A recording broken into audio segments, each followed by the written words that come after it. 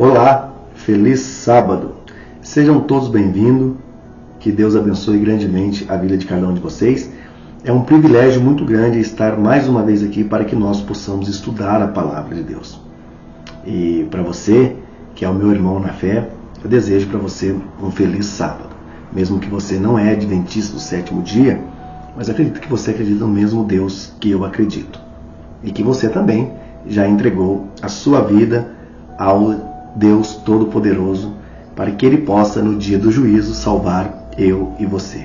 Então sejam todos bem-vindos, não tenha preconceito, nós estamos aqui para estudar a Palavra de Deus. Se você não concordar com tudo que vai ser dito aqui nessa manhã, você pode escrever depois nos comentários. Claro, nós devemos ter a nossa opinião, discordar com elegância e com educação. Tá? Se você é um estudante da Palavra de Deus, se você é uma pessoa que acredita realmente em Deus, você vai compreender o que realmente vai ser estudado aqui nessa manhã. Antes de nós entrarmos aqui nesse estudo, eu gostaria de orar com você. Aí mesmo onde você está, feche seus olhos, com a sua fronte e vamos falar com Deus. Oremos. Querido e bondoso Deus, graças te damos porque o Senhor é bom e a tua misericórdia dura para sempre. Nós estamos mais uma vez aqui diante de Ti, Senhor, não porque nós somos bons, porque Tu é bom. Que nesse dia o Senhor nos convença do pecado e do juízo, meu Pai, para que nós voltamos nosso coração a Ti. Toda a honra e toda a glória a Ti pertence. Que o Seu bom e Santo Espírito, Senhor, possa nos convencer do pecado, que o Senhor possa nos dar a compreensão necessária desse estudo que vai ser dito agora aqui nessa manhã. Fique conosco, é o que nós pedimos no nome do Senhor Jesus Cristo. Amém. Hoje eu quero falar um pouquinho para você de Apocalipse capítulo 20. Eu não sei se você já leu aí na sua Bíblia, ou se já ouviu alguém falando sobre Apocalipse capítulo 20, né, dentro do contexto de Apocalipse. Muitas pessoas têm uma visão equivocada de Apocalipse capítulo 20. Muitas delas dizem assim que os 1000 anos já se passaram e o reino de Deus já chegou. E assim por diante eles vão fazendo uma compreensão equivocada de Apocalipse. Nós temos que primeiramente lembrar que Apocalipse não foi escrito na minha época e talvez nem na sua época. Eu tenho certeza disso. Tá? E também não foi escrito na nossa língua. Apocalipse, e como o Novo Testamento, foi escrito na língua grega, koiné, né? E aí, quando nós vamos estudar Apocalipse, nós temos que buscar dentro dessa cultura e dos acontecimentos o que realmente João está dizendo. Quando nós abrimos o livro de Apocalipse, nós encontramos no primeiro versículo a seguinte frase. A frase de Apocalipse capítulo 1, ela diz o seguinte. Antes de nós lermos aqui Apocalipse capítulo 20, eu vou ler Apocalipse capítulo 1, que diz assim, ó, revelação de Jesus Cristo, que Deus lhe deu para mostrar aos seus servos as coisas que em breve devem acontecer, e que ele, enviando por intermédio do seu anjo, notificou ao seu servo João. Então é a revelação de Jesus Cristo que Deus deu, né? E aí Deus deu ao anjo e o anjo notificou João. E aí João, então, nessa visão desse que Deus lhe deu, ele escreveu o Apocalipse. Apocalipse é um livro de esperança, não é um livro para se temer. Quando se lê Apocalipse dentro do seu contexto cultural, você entende as maravilhas que Deus há de fazer. Há perseguição em Apocalipse? Há. E também há a teodiceia, onde Jesus Cristo vai acabar com o mal. Então, diante disso, nós vamos ler aqui Apocalipse capítulo 20, que fala aqui da prisão de Satanás por 1000 anos e também a primeira ressurreição. Quero lembrar você que quando se ver falar aí que as pessoas quando morrem já vai para o céu, isso não é verdade, isso contraria a palavra de Deus. E também não é verdade que quando uma pessoa morre, ela já vai para o inferno. Tampouco é verdade que quando a pessoa morre, se ela foi um pouco ruim, um pouco boa, ela está no purgatório. Isso também não tem relevância alguma. Isto é uma invenção do purgatório da Igreja Romana. Tá? Então, com todo respeito aos nossos irmãos católicos, não tem nada a ver com você. Quando eu citar a religião romana, é simplesmente o sistema, né, papal ali, como eu sou acostumado a falar aqui, tratar nos meus estudos. Tá? Então vamos ler aqui Apocalipse capítulo 20, para que nós possamos ter uma visão ampla desses 1000 anos. O Apocalipse capítulo 20 começa dizendo assim, ó, então o que? Depois de tudo que João viu no capítulo 17, falando no capítulo 19, né, viu o júbilo no céu, viu Cristo vencendo a besta e o falso profeta. E aí então, ele diz assim, então vi descer do céu um anjo que tinha nas mãos a chave do abismo e uma grande corrente. Ele segurou o dragão, o Satanás, a antiga serpente, que é o diabo, Satanás, e prendeu por 1000 anos. Lançou-o no abismo e fechou e pôs um selo sobre ele, para que não mais enganasse as nações até que completasse os 1000 anos. Depois disso é necessário que seja solto por pouco tempo. Versículo 4. Vi também tronos, e neste sentaram-se aqueles os quais foi dado autoridade de julgar. Vi ainda as almas dos decapitados por causa do testemunho de Jesus, bem como por causa da palavra de Deus. Tanto quanto não adoraram a besta nem a sua imagem, nem tampouco a sua imagem, e não receberam a marca na fronte ou na mão. E viveram e reinaram com Cristo durante 1000 anos. Deixa eu riscar aqui, esse 1000 anos, durante 1000 anos. E o restante, veja bem, o restante dos mortos não reviveram até que completasse os 1000 anos. Esta é a primeira ressurreição. Bem-aventurados os santos, aquele que tem parte na primeira ressurreição. Sobre essa segunda morte não tem autoridade. Pelo contrário, serão sacerdotes de Deus e de Cristo reinarão com ele os 1000 anos. Eu li aqui Apocalipse capítulo 20, versículo 1 ao versículo 6. Depois nós vamos ler do 7 até o 10. Mas primeiro vamos tirar aqui essa conclusão de Apocalipse capítulo 20. Veja, Apocalipse capítulo 20 diz que um anjo vai prender Satanás. Você tem que ter em mente que essa prisão não é literal, tá? Não é literal. Essa prisão é circunstancial. O que é isso? Essa circunstância? Quando Jesus voltar, ele vai levar para os céus, ou para o céu, os mortos em Cristo, aqueles que morreram salvos, e também aqueles que estiverem vivos e forem salvos. Tá? Eu vou ler aqui primeiro o texto de 1 a Tessalonicense, capítulo 4, versículos 16 e 17. Assim, lendo os textos, você vai compreendendo aqui a base de como vai ser esses 1000 anos.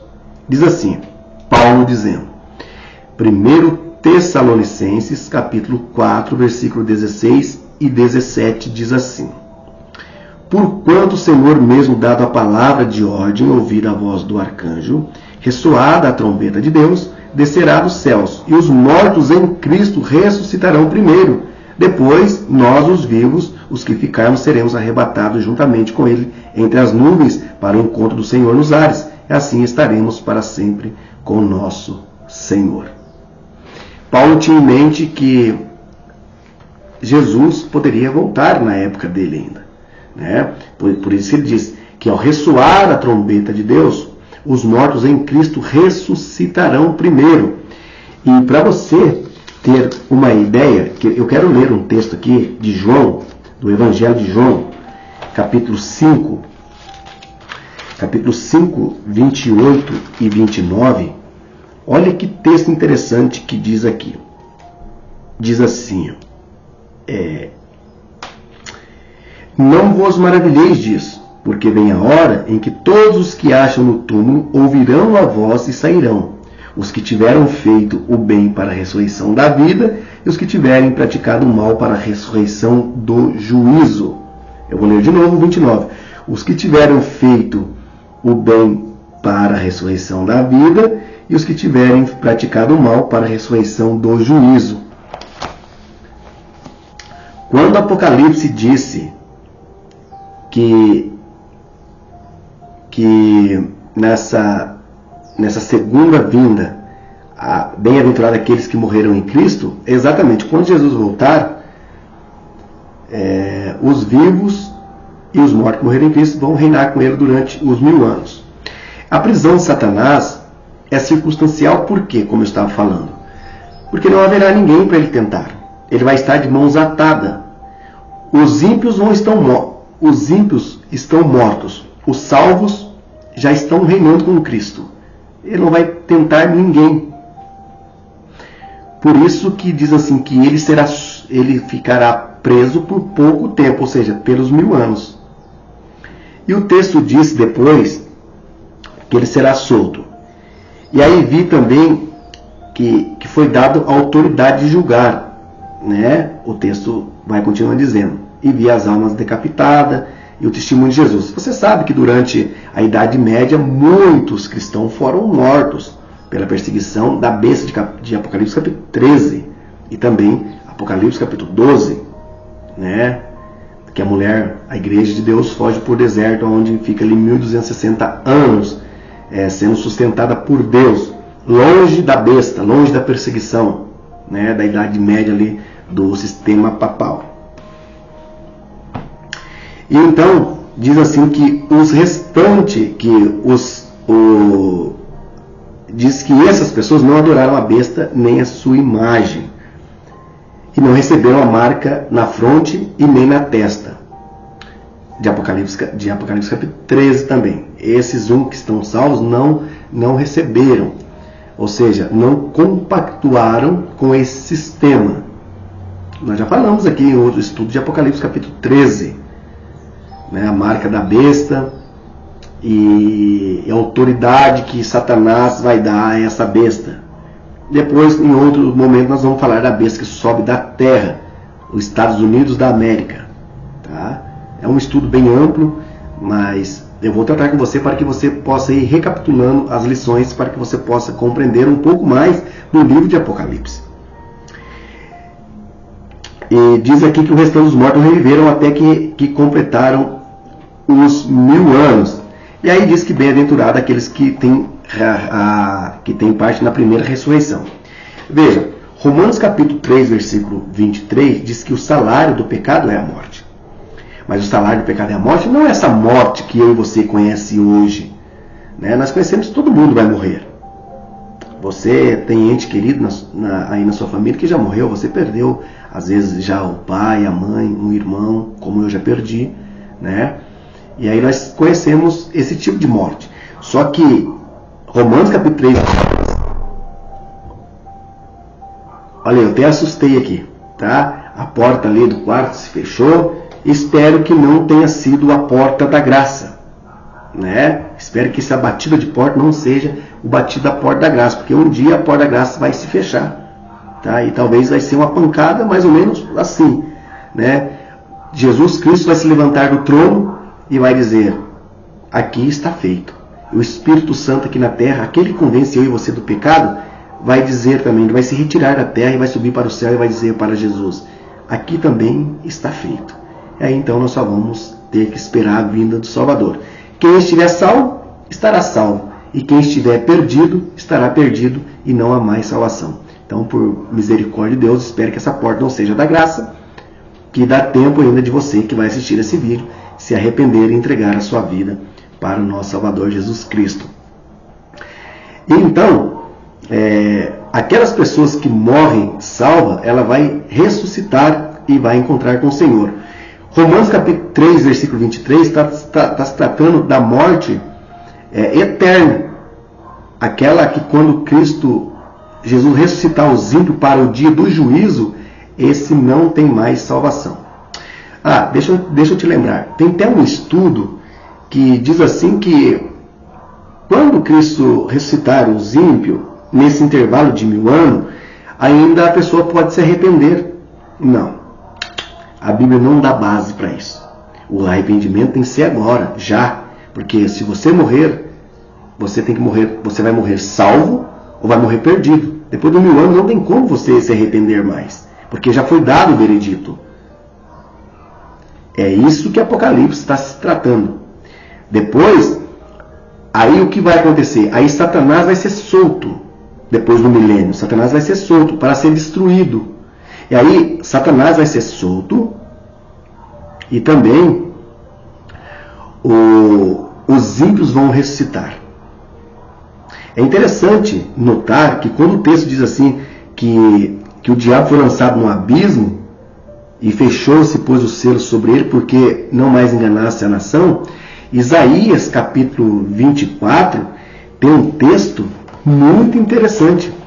E ele faz parte desse contexto. Quer ver? Olha o que Isaías, o profeta Isaías, escreveu em seu livro, no capítulo 24. Eu vou ler aqui o versículo 21. Isaías capítulo 24. Isaías capítulo 24. Eu vou ler aqui a partir do versículo 21, que diz assim: Naquele dia, o Senhor castigará no céu as hostes celestes e os reis da terra.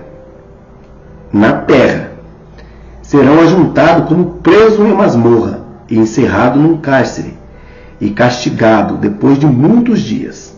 Veja, depois de muitos dias. Igual lá, quando o Apocalipse diz assim que depois de pouco tempo Satanás será solto. Esse pouco tempo que a Bíblia está relatando ali é durante os 1000 anos.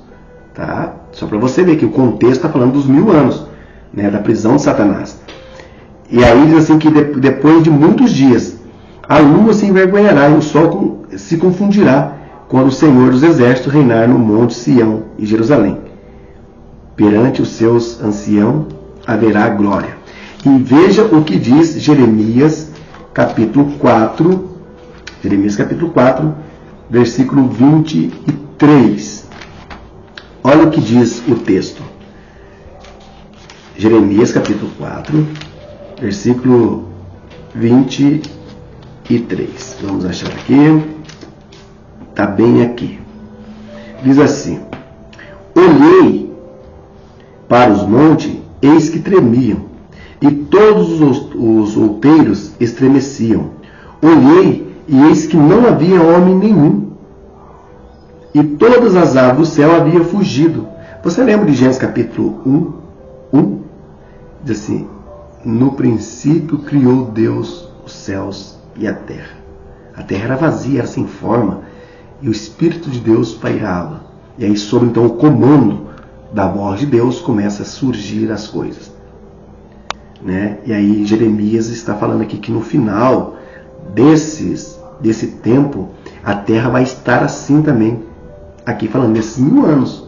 Né?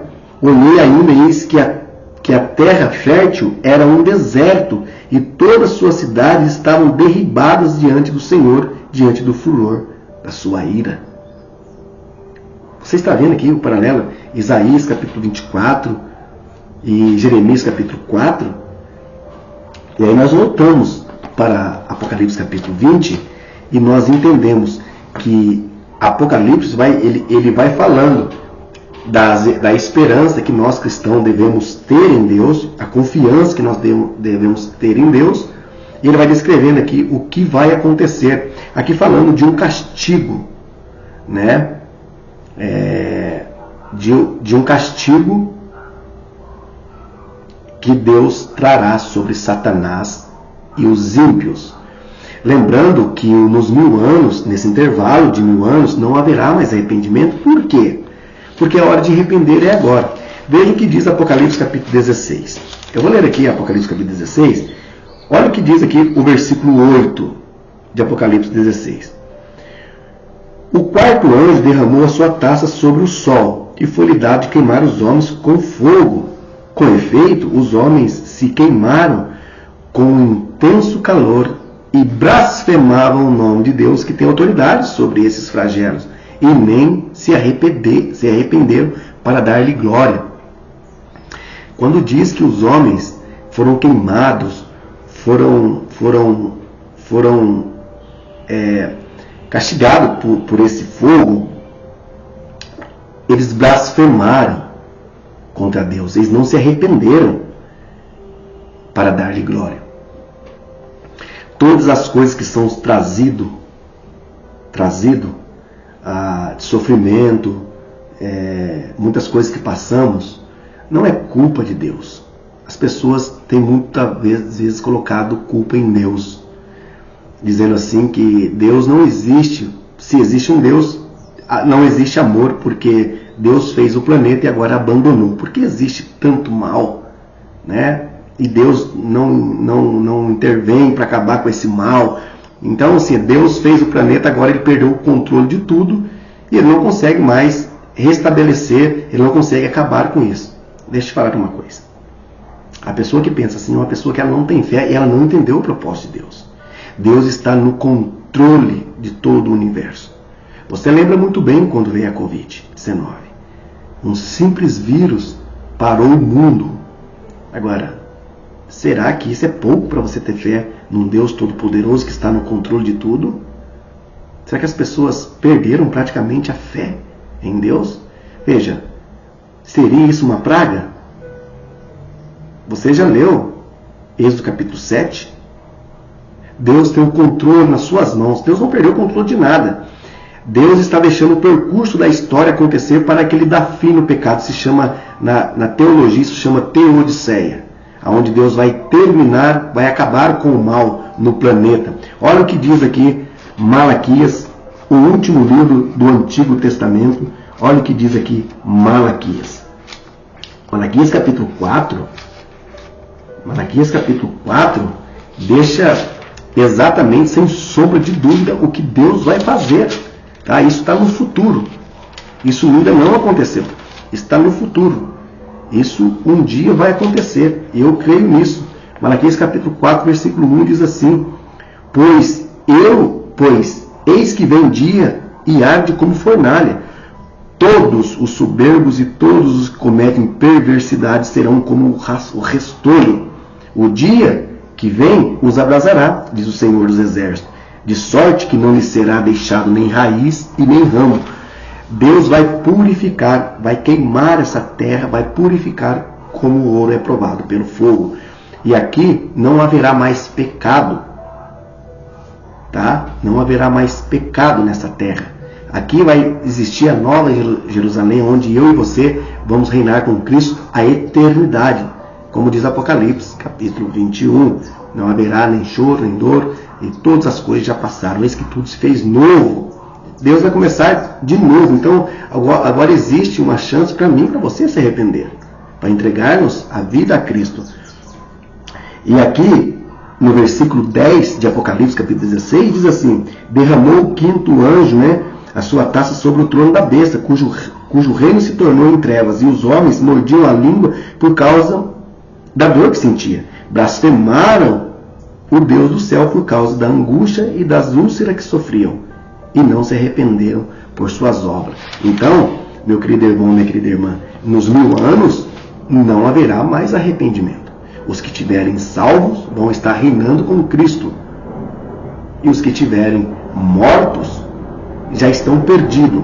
Eles vão ressuscitar para aliar com Satanás, para tentar invadir a cidade santa e para tomar. É neste momento que Deus vai dar o juízo devido a essa rebeldia de Satanás, que eu vou ler para você nesse momento, Apocalipse capítulo 20, versículos 7 a 10, que diz assim: quando, porém, se completarem os 1000 anos, Satanás será solto da sua prisão. De que prisão? Da prisão circunstancial, que não havia ninguém para ele tentar. Então ele está preso, ele está de mãos atadas, ele não consegue tentar mais ninguém. Só que depois de 1000 anos, ele vai ser solto. E ele sairá a seduzir as nações que há nos 4 cantos da terra, Gog e Magog, a fim de reuni-la para a peleja. Qual a peleja? De pelejar contra Jesus Cristo e os seus servos. O número dessa é como a areia do mar, ou seja, a Bíblia descreve que a multidão de perdido é como a areia do mar, ou seja, muitas e muita gente, inumeráveis. Marcharam então pela superfície da terra e sitiaram o acampamento do santo e da cidade querida, que é Jerusalém. Né? Desceu, porém, fogo do céu e consumiu. O diabo, sedutor deles, foi lançado para dentro do lago de fogo e enxofre, onde já se encontra não só a besta, como também o falso profeta, e será atormentado dia e noite pelo século dos séculos. Você sabe que existe o triunvirato de Satanás, que é a besta do mar, a besta da terra e o falso profeta. Né? Ou uma das bestas, besta do mar, o falso profeta e Satanás. Esse é o triunvirato de Satanás. Satanás tem essa trindade satânica com ele. Você pode ver que quando Moisés foi ao Egito para fazer ali ao mandar de Deus para tirar o seu povo, Moisés praticou ali o que Deus pediu para ele. Não foi magia, foi um ato de Deus. Deus mandava transformar o bordão em cobra, colocar a mão dentro do peito e ela envelhecida, depois ser curada. Isso é um milagre, é um ato de Deus. E os magos do Egito também fez uma das coisas parecidas, né? Então, esses falsos milagres é o que acontece hoje. Satanás tem dominado muitas pessoas. Por isso que diz que os perdidos são como a areia do mar. Muitas pessoas estão caminhando para a perdição. E não é isso que você deve fazer no dia de hoje, né? E aí então, diz que o profeta, diz assim que a besta também e o falso profeta serão atormentados dia e noite. Quero lembrar você também que esse texto, pelo século do século, ele tem que ser entendido pela hermenêutica bíblica e pela exegese bíblica, né? Tirar do texto aquilo que o texto realmente está dizendo. 1 Crônicas, capítulo 28 a 29, ali vai dizer assim que Davi reinou eternamente em Israel. A pergunta é, para você entender, Davi reinou eternamente em Israel? Davi está reinando até hoje em Israel? Obviamente que não. Quando a Bíblia está dizendo ele reinou eternamente, em seguida diz, os anos que Davi reinou foi 40 anos. Porém foi 3 em Hesbron, né? E 33 em Israel. Então, tudo há 40 anos. Então, quando está dizendo que pelo século do século, está dizendo que exatamente vai ter fim. O fim é certeiro, vai acabar. Está dando a ênfase que tudo isso vai terminar. Não está dizendo que haverá, depois de nós salvos estarmos vivendo na Nova Jerusalém, que vamos ver um fogo consumindo fulano, ciclano, aquele que foi perdido. Não é nada disso. A ênfase é que vai ser destruído, vai ser exterminado.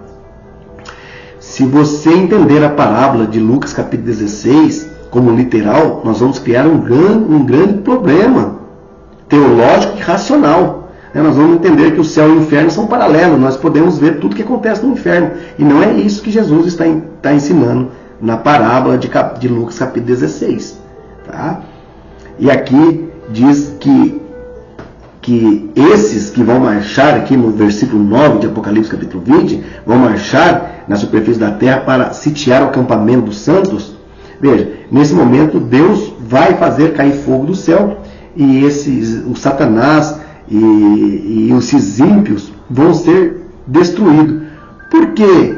Por que eles vão ser destruídos? Porque lá na cidade santa não entra ninguém impuro. Olha o que diz aqui,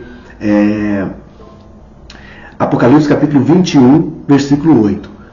Quanto, porém, aos covardes, os incrédulos, os abomináveis, os assassinos, os impuros, os feiticeiros, aos idólatras e todos os mentirosos, a parte que lhe Acabe será no lago que arde em fogo e enxofre, a saber, a segunda morte. A segunda morte. A primeira é esta morte que eu e você corremos o risco de morrer hoje. E a segunda é a morte eterna, aquela morte que você não vai poder entrar no reino de Deus. Apocalipse capítulo 20, e nos ensina que nós devemos entender que o dia de entrega da nossa vida é hoje. Porque depois que Jesus Cristo voltar, essa vida que ele vai vir agora, ele vai buscar o que é seu. Depois você pode ler a escatologia de Mateus capítulo 24 e também dê uma olhadinha em Mateus capítulo 25. O livro de Apocalipse é um livro lindo de se entender. É um livro lindo. Claro, os estudiosos, eles apresentam que Apocalipse é um livro que 95% do que está escrito aqui não se entende como se lê. Por isso que devemos buscar a estudar a hermenêutica e a exegese para que nós possamos compreender o contexto de Apocalipse junto com o livro de Daniel. Tá? É muito importante. Existe hoje dois poderes, o bem e o mal. Deus está no controle do universo. E em breve Jesus vai voltar. Em breve, eu não sei quanto tempo. Jesus não deixou para mim e nem para você o tempo estabelecido da sua volta. Ele disse que ele vai vir como um ladrão. Bem-aventurado aquele que guarde a sua veste, que lave no sangue do Cordeiro, para que não veja a sua nudez. Nós devemos ser cautelosos, devemos orar e vigiar, como diz 1 Tessalonicenses capítulo 5, versículo 17 e 18. Devemos vigiar e orar. Né? E eu termino fazendo esse estudo com você aqui, lendo um texto do Antigo Testamento. Olha que texto maravilhoso. Esse texto ele é muito importante. Muitas pessoas não acreditam na Bíblia. Né? Dizem assim que isso daqui, esses escritos aqui, foi escrito por pessoas assim influentes, que as pessoas da alta sociedade, as pessoas que convencem as pessoas a acreditar naquilo que eles pensam. Eu não penso assim. Eu, pela fé que eu tenho, eu vejo que Deus, ao me fazer a humanidade, Ele deixou um manual para a pessoa seguir. E o manual que nós temos hoje é esse daqui, ó. Esse é o manual que nós temos.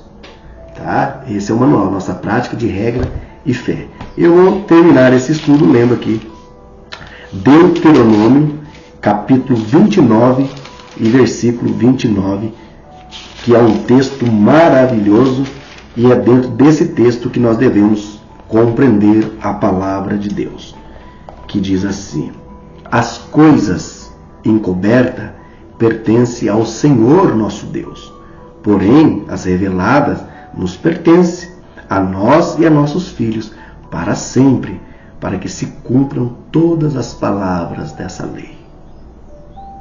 Você entendeu? Moisés, ao escrever aqui esse maravilhoso livro de Deuteronômio. Se você não leu ainda esse livro, eu convido você a ler. É um livro excelentíssimo, muito bonito, poderoso. Nós tiramos muitas lições para a nossa vida da Bíblia inteira. Deuteronômio é um dos livros maravilhosos da Bíblia, entre os 66. Né? Diz assim que as coisas que estão reveladas nesse livro aqui, Deus deixou para mim e para você. Porém, há muitas coisas aqui que não foi revelada. Por isso os homens usam de especulação, e aí muitas pessoas têm seguido exatamente os enganadores desse mundo. Os reis pegam a Bíblia, fazem da Bíblia o que eles acham que deve ser feito, mas para mim e para você, que nós sabemos que isso daqui é a palavra de Deus, é o poder da palavra de Deus, nós acreditamos que o que Deus deixou revelado aqui pertence para mim e para os nossos filhos. Portanto, as coisas que estão encobertas ainda só pertencem a Deus. Só no futuro Ele nos revelará. Eu acho que, tenho certeza, eu não acho, eu tenho certeza absoluta, que isso que está escrito aqui na palavra de Deus é o suficiente para mim e para você entender que nós precisamos de um Deus e que um dia nós vamos morar nas mansões celestiais e que só mesmo um Deus cheio de misericórdia e cheio de amor e de bondade pode oferecer para mim e para você. Feche seus olhos com a sua fronte, eu quero orar com você. Obrigado, Senhor, por nós reconhecermos essa bondade, sua misericórdia e o seu amor, Senhor, que é um amor incondicional para com seus filhos. Muitas vezes o Senhor se sente magoado, Senhor, por aqueles filhos ainda viverem longe de Ti, porque o plano da salvação é para todos, mas poucos vão aceitar. Mas que essa pessoa, Senhor, que vai fazer esse estudo, aceite o Teu nome, o Teu poder e principalmente o Teu amor e a Tua misericórdia, para que um dia nós possamos morar eternamente nas mansões celestiais. Tudo isso nós pedimos no nome do Senhor Jesus Cristo. Amém. Que Deus abençoe grandemente sua vida, tenha um feliz sábado e eu te espero então num próximo estudo. Até lá, se Deus assim nos permitir.